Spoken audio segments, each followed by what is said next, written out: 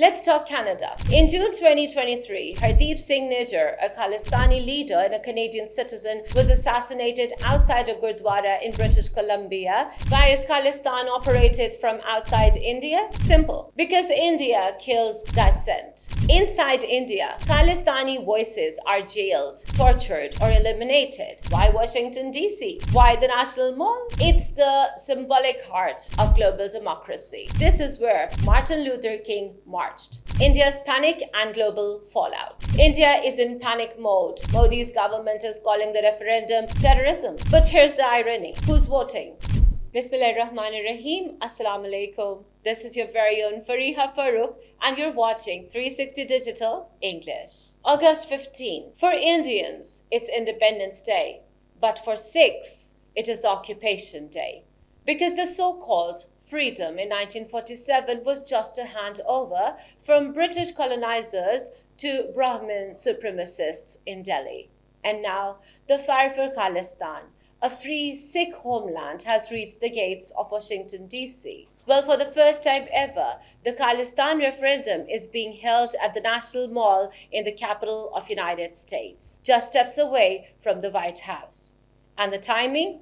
Deliberate. Just 2 days after India's fake Independence Day, on August 17, 2025, Sikhs will vote to send a message. India's borders are not sacred.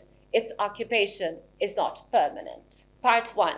Brief history. The Sikh demand for Khalistan is not new. It dates back to the betrayal of 1947 when Sikhs were promised autonomy but handed over to a Hindu-majority India. In 1984, the Indian states committed genocide, Operation Blue Star in Amritsar, the assassination of Indira Gandhi, and the massacre of over 30,000 Sikhs across Delhi and Punjab. This wasn't just violence. It was extermination. State-sponsored genocide. The leader of the modern Khalistan movement? Gurpatwant Singh Pannu, legal advisor to the Sikhs for Justice SFJ, a US-based human rights group now banned in India, but the ban hasn't silenced him. It has made his voice global. Part 2.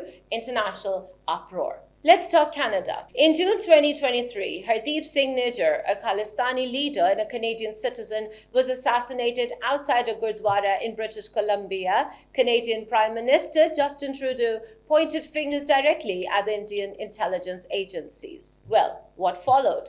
Diplomatic meltdown. India expelled Canadian diplomats. Canada returned the favor, and the world saw India's mask fall.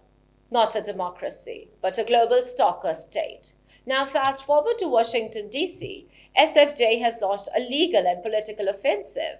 They presented a letter to presidential candidate Jason Palmer and Congressman Glenn Grothman Arvaskinson. The letter is explosive.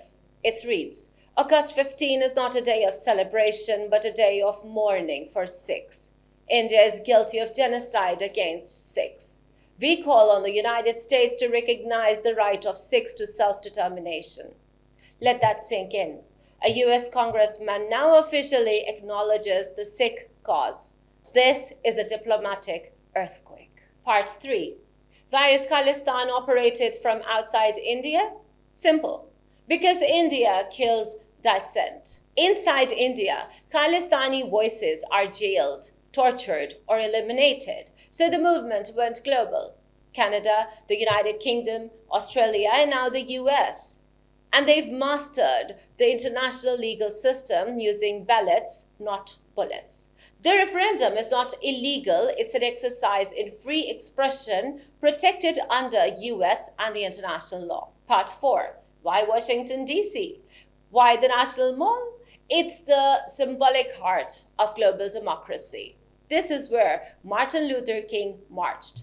Now it's where the Sikhs will declare their dreams of freedom. The date, August 17, is a direct rebuke to India's propaganda parade on August 15. It's a slap across the face of Hindutva nationalism. And make no mistake, this is not just symbolic. The turnout will be in thousands, and it will be televised globally. Part 5. India's panic and global fallout. India is in panic mode. Modi's government is calling the referendum terrorism. But here's the irony. Who's voting? US citizens, Canadian Sikhs, British nationals. You can't label democracy terrorism unless your own democracy is fake. India's fear is real because the Khalistan referendum is now unstoppable. And what happens when international legal bodies start recognizing the results? There's another question. India's fear is real because the Khalistan referendum is now unstoppable. And what happens when international legal bodies start recognizing the results? There's another question India cannot escape. Why are Sikhs fleeing India to demand freedom from abroad? Answer: because India is not their homeland. It is their prison. This is Fariha Farrukh, and you're watching 360 Digital English. Stay sharp, stay informed. Take care. Allah Hafiz.